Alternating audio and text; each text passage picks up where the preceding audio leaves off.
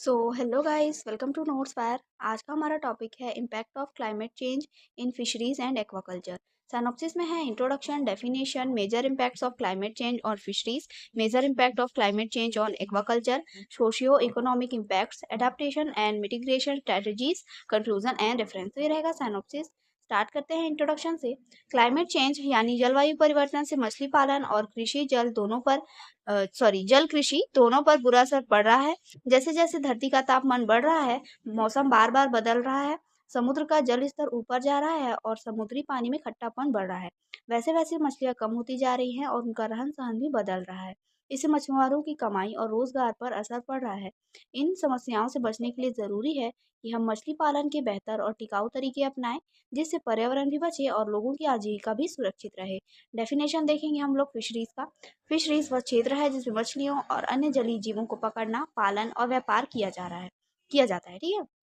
Aquaculture का definition है। Aquaculture एक वैज्ञानिक प्रक्रिया है जिसमें मछलियों और अन्य जलीय जीवों को नियंत्रित परिस्थितियों में पाला जाता है। ठीक है गाइस, तो अगर आपको स्टडी नोट्स की नीड होगी तो आप लोग यहाँ दिए गए नंबर पे कांटेक्ट कर सकते हो। यहाँ से आपको नोट्स प्रोवाइड करा दिए जाएंगे। देख लेंगे हम major impacts of climate changes on fisheries.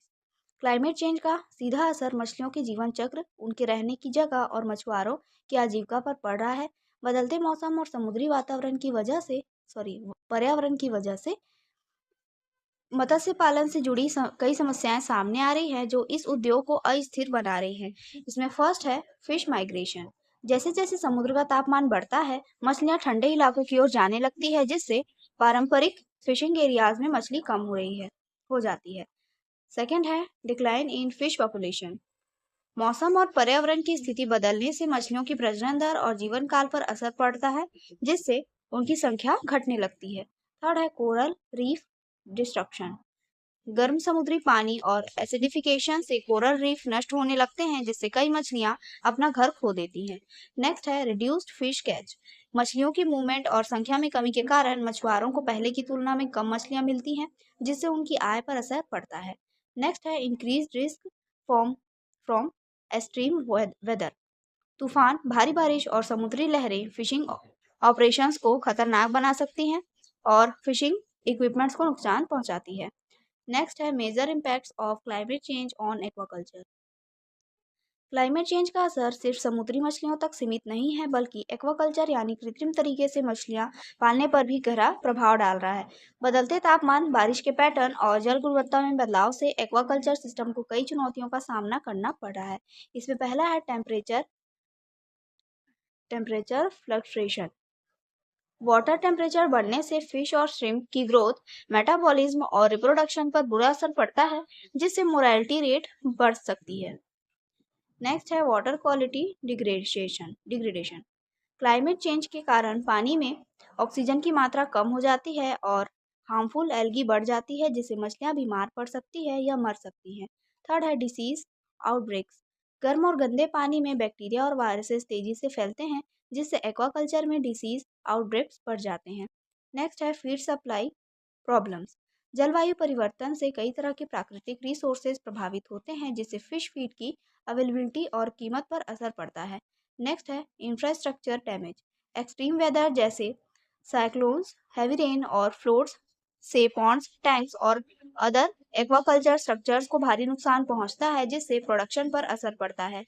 Next हम देखेंगे socio economic impact. Climate change का असर न केवल मछलियों और पर्यावरण पर पड़ता है, बल्कि इससे जुड़े लोगों के जीवन और आमदनी पर भी सीधा प्रभाव होता है। कोस्टल कम्युनिटीज, जिनकी आजीविका पूरी तरह से फिशरीज और एक्वाकल्चर पर निर्भर है, उन्हें इस बदलाव के कारण कई सामाजिक और आर्थिक समस्याओं का सामना करना पड़ता है, जिसमें फर्स्ट है loss of livelihood. Fish production घटने से मछुआरों और फिश फार्मर्स की आमदनी कम हो जाती है, जिससे उनका जीवन कठिन हो जाता है। सेकेंड है फूड इनसिक्योरिटी। मछली एक सस्ता और पोषक आहार है, लेकिन फिश अवेलेबिलिटी कम होने से गरीब समुदायों के लिए पोषण की कमी हो सकती है। थर्ड है माइग्रेशन एंड डिस्प्लेसमेंट। कोस्टल क्षेत्रों में जब मछलियां कम हो जाती है या फिशिंग अनसेफ हो जाती है, तो लोग अपने गांव छोड़कर दूसरी जगह रोजगार की तलाश में जाते हैं। नेक्स्ट है इंक्रीज्ड पॉवर्टी। फिशरीज से जुड़े लोग जब स्थिर आमदनी नहीं कमा पाते तो उनकी आर्थिक स्थिति कमजोर हो जाती है, जिससे गरीबी बढ़ती है। नेक्स्ट है सोशल कॉन्फ्लिक्ट्स। मछलियों की घटती संख्या और सीमित संसाधनों को लेकर मछुआरा समुदाय में आपसी प्रतिस्पर्धा और संघर्ष बढ़ सकते हैं। नेक्स्ट देखेंगे adaptation and mitigation strategies. Climate change के प्रभावों को कम करने और फिशरीज व एक्वाकल्चर को सुरक्षित रखने के लिए हम कुछ कारगर स्ट्रेटजीज अपनानी होंगी, जो पर्यावरण के साथ साथ मछुआरों और किसानों की आजीविका को भी बचा सके। ये स्ट्रेटजीज दो भागों में बांटी जाती है, एडाप्टेशन और मिटिगेशन। इसमें पहला हम देखेंगे क्लाइमेट रेसिस्टेंट इंफ्रास्ट्रक्चर्स।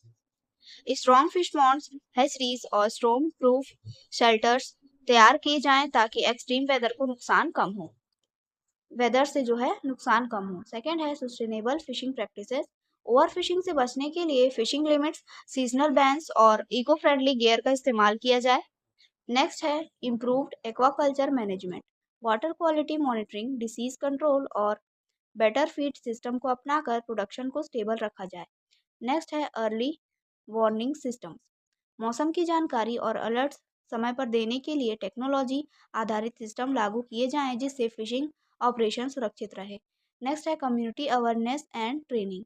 मछुआरों और फिश फार्मर्स को क्लाइमेट चेंज के खतरों और उनसे निपटने के तरीकों की जानकारी दी जाए ताकि वे समय रहते अनुकूलन कर सके।